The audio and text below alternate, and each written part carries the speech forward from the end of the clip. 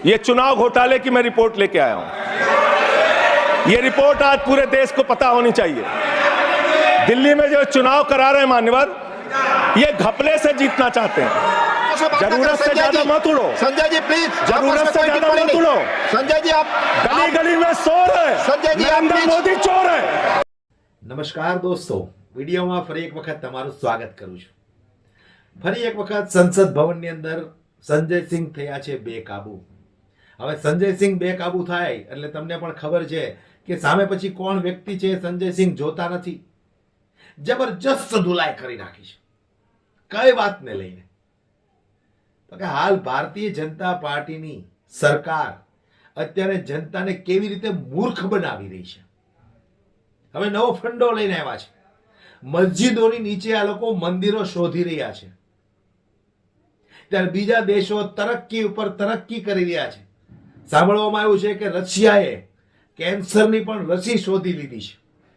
ત્યારે અહીંયા આપણે અભણ અંગૂઠા છાપ નેતાઓ જનતાને કેવા મૂર્ખ બનાવે છે, એવા દાવાઓ કરે છે કે મસ્જિદોની નીચે શંકર ભગવાનની લિંક છે વર્ષો જૂની, જેથી કરીને આ મસ્જિદો હવે પાડવી પડશે। એમનો ફંડો તો મૂળ એ જ છે કે લોકોને એકબીજા સાથે ઝઘડો કરાવવાના, અરાજકતા ફેલાવવાની, હિન્દુ મુસ્લિમ કરાવવાનું। પણ ખેર દોસ્તો, એક વાત આપણે અલગ રાખીએ, પણ જે રીતે સંસદ ભવનની અંદર સંજય સિંહ બેકાબુ થયા છે અને નરેન્દ્ર મોદી પર જે આકરા પ્રહારો કર્યા છે, સૌપ્રથમ તો તમે એ વિડીયોને જુઓ। अगर जेल वेल की बात करोगे ना, जिस दिन सत्ता परिवर्तन होगा एक भी आदमी बाहर नहीं दिखेगा। ऐसी बातें मत करो, आपस में बात नहीं। ये धमकी देने की बातें मत करो। अडानी की दलाली करने वाली सरकार हमसे सवाल कर रही है। हमको अगर दर्शन करना होता है मान्यवर, तो हम काशी जाते हैं, महाकाल का दर्शन करने उज्जैन जाते हैं, प्रभु श्री राम का दर्शन करने अयोध्या जाते हैं। लेकिन भाजपाइयों को जब दर्शन करना होता है तो ये मस्जिद में भगवान का दर्शन करने जाते हैं। अरे मैं कहता हूं, अगर इतना ही खोदना है, कल को कोई आके दावा करेगा संसद को खोद दो, कम से कम प्रधानमंत्री की डिग्री मिल जाएगी, उसका तो पता चल जाएगा कहां है। 3 घंटे ईडी सीबीआई दे दो, सबको भेज दूंगा। चलो दे दो ईडी सीबीआई। विषय पर बोले। गाय काटने वाली कंपनी से चंदा लेने वाले लोग मेरे ऊपर सवाल उठा रहे हैं। ये मंत्री है सरकार के। बच्चों शांत हो जाओ, बच्चों हल्ला मत करो, बच्चों शांत। कहीं रोहिंग्या और बांग्लादेशी के वोटों पर तो नहीं बने हुए थे? आप उनको रोहिंग्या करें। हिम्मत कैसे हुई आपकी? हिम्मत कैसे हुई आपकी? चुनाव ही गड़बड़ करेंगे तो संविधान कहां से बचेगा सर? चल से आसाम से झारखंड पार करके, यूपी पार करके, बिहार पार करके दिल्ली कैसे आ गया? आप लोग घास छील रहे थे क्या? आपकी सरकार घास छील रही थी क्या? नरेंद्र मोदी का दोस्त अडानी बांग्लादेश को बिजली सप्लाई करता है। आप स्टेट करेंगे, इसलिए लगा रहे हैं। हाँ, एकदम करेंगे। ये दोहरी नीति नहीं चलेगी। आपके लड़के कतर के शेखों के साथ बिजनेस करेंगे, दुबई के शेखों के साथ बिजनेस करेंगे, यहाँ मुसलमानों के खिलाफ हिंसा की बात करो।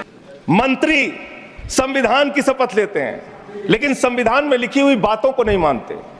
धर्मनिरपेक्षता से इनको मतलब नहीं है।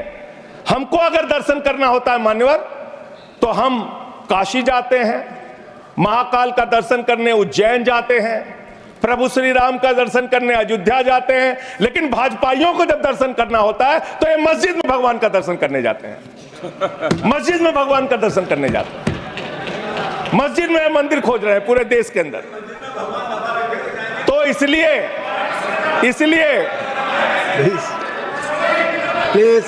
इसलिए मान्यवर, इसलिए मैं इनसे कहना चाहता हूं, घबराओ मत। सीट पर चीखना चिल्लाना शुरू कर देते हैं, जैसे ही बोलता हूं चीखना चिल्लाना शुरू। मान्यवर, ये भारत खोदो योजना चला रहे देश में। भारत खोदो योजना। अरे मैं कहता हूं, अगर इतना ही खोदना है, कल को कोई आके दावा करेगा संसद को खोद दो, कम से कम प्रधानमंत्री की डिग्री मिल जाएगी, उसका तो पता चल जाएगा कहां है। संसद खोद दो। ये भारत खोदो योजना बंद करो, इससे देश का विकास होने वाला नहीं है। आपने शिक्षा में क्या हालत की देश की? माननीय शिक्षा मंत्री जी यहां पे बैठे हुए हैं। मैं बताना चाहूंगा, शिक्षा के स्तर को आपने कहां पहुंचा दिया? 11 लाख, अरे क्या क्या यहां बोला गया, मैंने खूब सुना है, आप ही लोगों से सीखा है। 11 लाख बच्चों को सरकारी स्कूल से दूर किया गया। 11 लाख बच्चों को।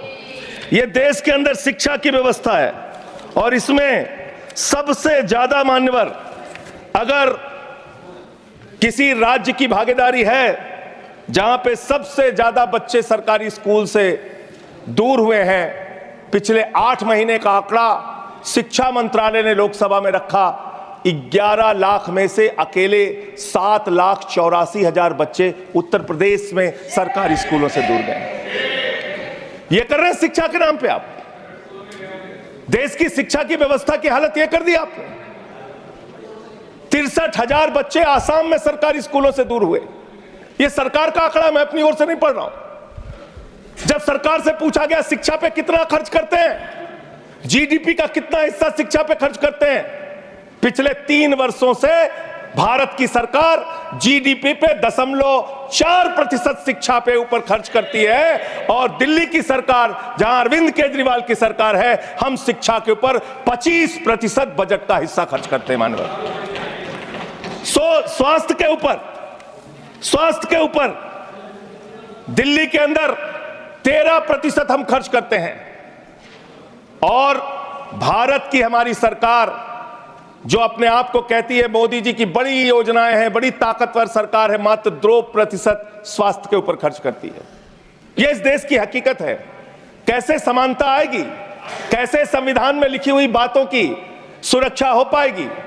मैं दिल्ली की बात करूं, अगर एक राज्य सरकार दिल्ली के लोगों ने भी चुना जिसको आप चलने नहीं देते, बार बार उसके ऊपर रोक लगाते हैं, लेकिन उस राज्य सरकार के काम क्या हैं वो आपको जानना बहुत जरूरी है। एक ऐसी सरकार जिसने, अब देखिए टोका टोकी आप करेंगे। बोलिए ना, आप बोलिए, आप क्यों उधर बात अभी कर रहे थे? अभी ये लोग जब बोल रहे थे मैं चुपचाप सुना। आप बोलिए। अगर जेल वेल की बात करोगे ना, जिस दिन सत्ता परिवर्तन होगा एक भी आदमी बाहर नहीं दिखेगा। फिर ऐसी बातें मत करो, आपस में बात नहीं। ये संजय जी, धमकी देने की बातें मत करो। संजय जी, आपस में कोई बात नहीं। संजय जी प्लीज प्लीज, नहीं कोई नहीं, आप लोग आपस में बात कंट्रोल कीजिए सर। सभी लोग आपस में बात प्लीज। आप बैठे रहे प्लीज। ऐसे धमकी देके काम मत करो। आप विषय पे बोले, विषय बोले। अडानी की दलाली करने वाली सरकार हमसे सवाल कर रही है। विषय पर संजय जी जो विषय बोलेंगे विषय पर बोलेंगे, विषय पर बोलिए प्लीज, विषय पर बोलिए प्लीज। अडानी की दलाली करने वाले लोग हमसे सवाल करेंगे। मानिए मुझे लगता है कि संजय जी अपना आपा खो गए हैं और उन्होंने अपनी शब्दावली को ध्यान में रखना चाहिए और ये जो उन्होंने शब्द वाक्य इस्तेमाल किया ये एक्सपंज होना चाहिए। प्लीज आप बोलिए, प्लीज प्लीज प्लीज बैठ। सर बोलिए, मैं दिल्ली के काम बता रहा हूँ। आप दिल्ली का काम बताइए। आपस में दिल्ली की सरकार ने क्या किया है संविधान की रक्षा के लिए? टीका टिप्पणी ना करें। दिल्ली की सरकार ने क्या किया है इस देश के नागरिकों को मजबूत बनाने के लिए? दिल्ली की सरकार ने क्या किया है शिक्षा और स्वास्थ्य पे काम करने के लिए? दिल्ली की सरकार ने क्या किया है बाबा साहब के लिखे गए एक एक शब्द को जमीन पे उतारने के लिए?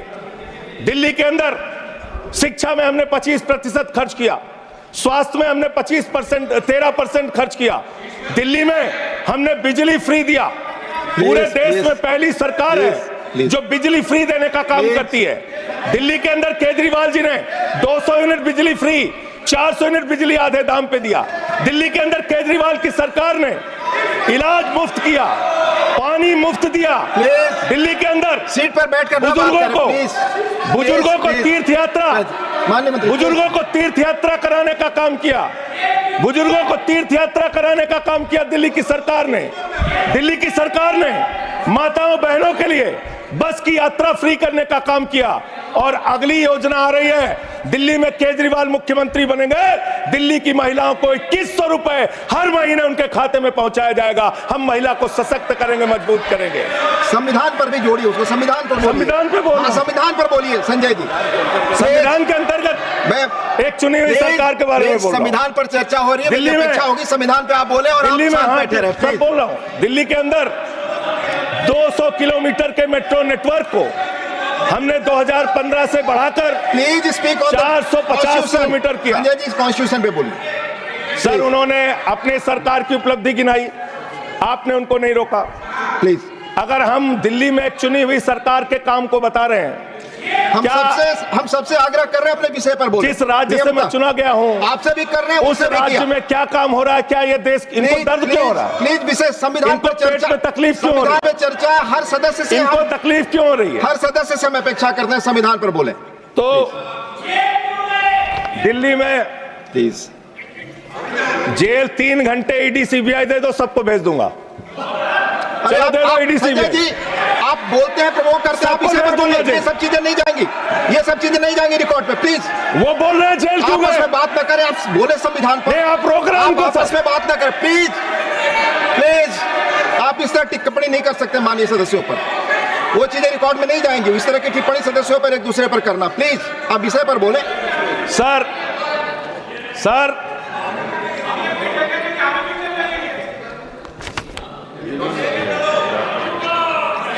3 सर आप ही का चेहरा दिख रहा है सर। नहीं मेरा चेहरा नहीं, चेहरा आपका दिख रहा, आप बोलिए तो सर आप बोलिए। ये लोग भ्रष्टाचार के खिलाफ जब बोलते हैं, भ्रष्टाचार के खिलाफ जब बोलते हैं भाजपा के लोग, तो लगता है ओसामा बिन लादेन अहिंसा पे उपदेश दे रहा है। ये भ्रष्टाचार के खिलाफ बोलेंगे। 3,02,000 करोड़ रुपए का ठेका इन लोगों ने इलेक्टोरल बॉन्ड के नाम पे लिया सर।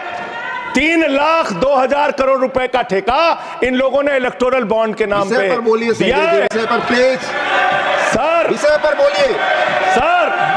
जो आप मालूम है कि विषय पर बोले, गाय काटने वाली कंपनी से चंदा लेने वाले लोग मेरे ऊपर सवाल उठा रहे हैं। आपस में बात नहीं, गाय काटने वाली कंपनी से चंदा लेने वाले लोग, प्लीज ये मंत्री कहाँ चुन रहे हैं? आप विषय पर बोले संजय सर।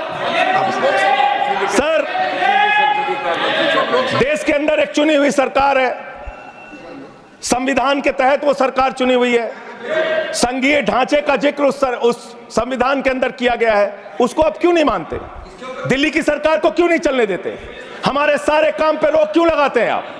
आपने सबसे बेहतरीन देश की काम करने वाली सरकार, एक ऐसी सरकार, जब अमेरिका के राष्ट्रपति की पत्नी हिंदुस्तान आई तो मोदी जी ने पूरे देश का हवाला दिया।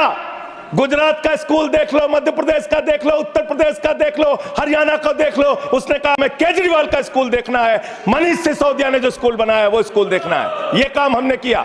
आज दिल्ली के स्कूल मॉडल की चर्चा पूरी दुनिया में हो रही है, अस्पताल के मॉडल की चर्चा पूरी दुनिया में हो रही है।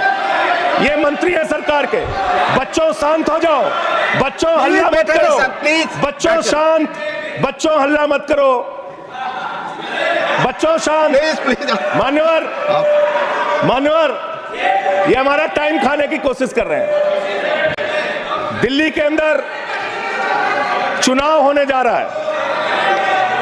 चुनाव भारत के संविधान का एक बड़ा पर्व माना जाता है। संविधान ने हमें ताकत दी, अपने हिसाब से विधायक चुनिए, अपने हिसाब से सांसद चुनिए, वही मंत्री बनता है, मुख्यमंत्री बनता है, प्रधानमंत्री बनता है। दिल्ली में चुनाव क्या हो रहा है? दिल्ली में कैसे चुनाव कर रहे हैं लोग?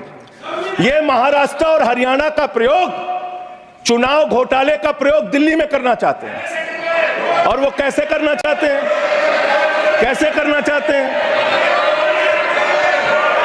ध्यान से सुनिएगा सर। दिल्ली के अंदर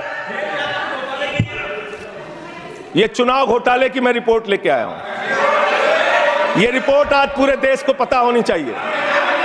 दिल्ली में जो चुनाव करा रहे हैं मान्यवर, ये घपले से जीतना चाहते हैं। शाहदरा में भारतीय जनता पार्टी के एक पदाधिकारी ने 11,008 वोट कटवाने की अर्जी दी।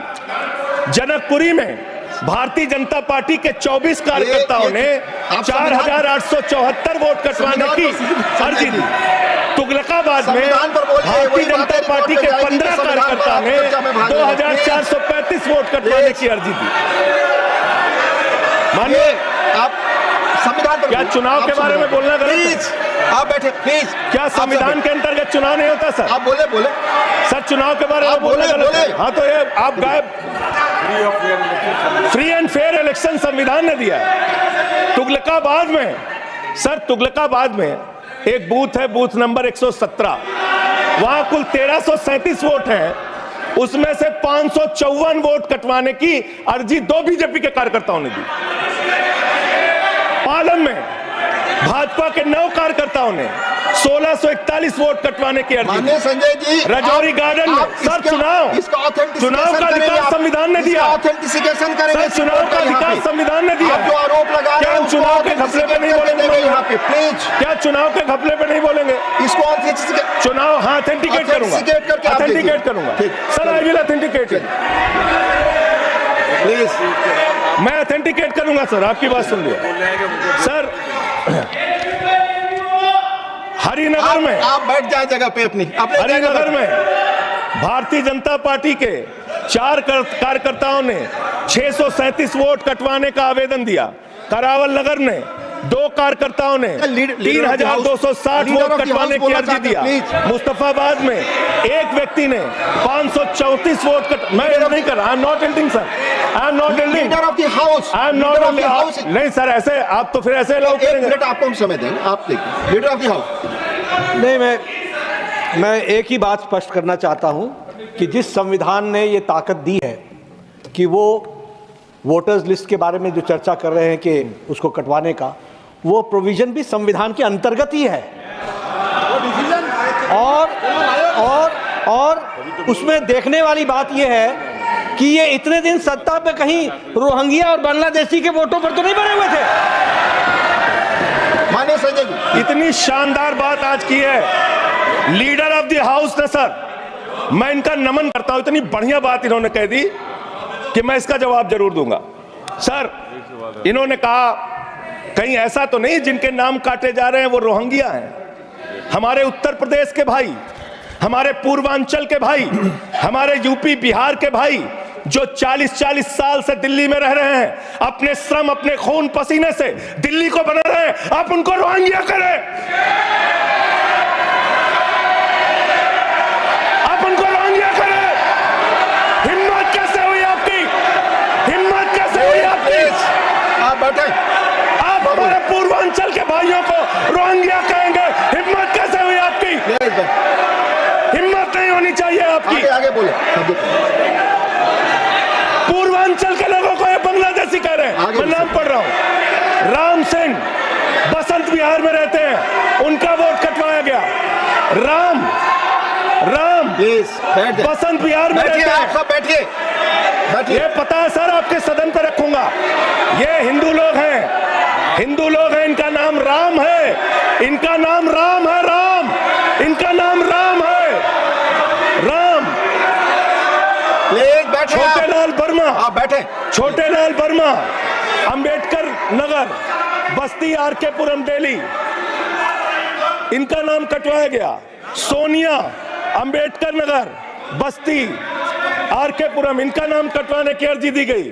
संतोष कुमार, अंबेडकर नगर, बस्ती, आरके पुरम, इनका नाम कटवाने की अर्जी दी गई। आशा, अंबेडकर नगर, बस्ती, आरके पुरम, इनका नाम कटवाने की अर्जी दी गई।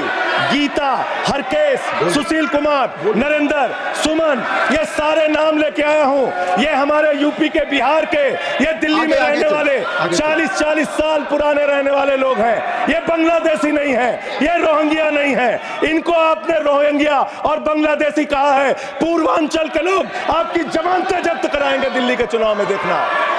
सर, आप ही दिख रहे हैं, मेरी बात तो नहीं जा रही। आप ही बोल रहे हैं। सर, आपको मैंने नाम पढ़ के बता दिया, ये लिस्ट यहां रखूंगा और मैं चाहता हूं ये ऑथेंटिकेट करने के लिए आपने कहा मैं नाम दूंगा। इसकी उच्च स्तरीय जांच कराइए, कैसे इन लोगों के नाम कटवाने की अर्जी दी जा रही है। यही महाराष्ट्र में घोटाला किया इन लोगों ने, यही हरियाणा के अंदर घोटाला किया इन लोगों ने। ये चुनाव घोटाले से जीतना चाहते हैं, दिल्ली में ये चाल चलेगी नहीं, याद रखना। केजरीवाल और आम आदमी पार्टी यहाँ पे बैठी है, यहाँ पे ये चाल नहीं। संविधान पे बोल रहा हूँ सर, चुनाव ही गड़बड़ कर देंगे, चुनाव ही गड़बड़ करेंगे तो संविधान कहाँ से बचेगा सर? चुनाव ही निपटाने पे लगे हुए हैं ये लोग। सर, दूसरी बात हुई दलितों के अधिकार की और बांग्लादेशी घुसपैठिया। सर, पिछले 10 साल से हिंदुस्तान में किसकी सरकार है सर? क्या यहाँ पे ट्रंप की सरकार है? क्या ओबामा की सरकार है? यहाँ 10 साल से किसकी सरकार है? 10 साल से यहाँ पे महामानव की सरकार है। महामानव की सरकार है 10 साल से। मैं महामानव से पूछना चाहता हूं, नरेंद्र मोदी जी से पूछना चाहता हूं, अमित शाह जी से पूछना चाहता हूं, सीमा की सुरक्षा किसके जिम्मे है?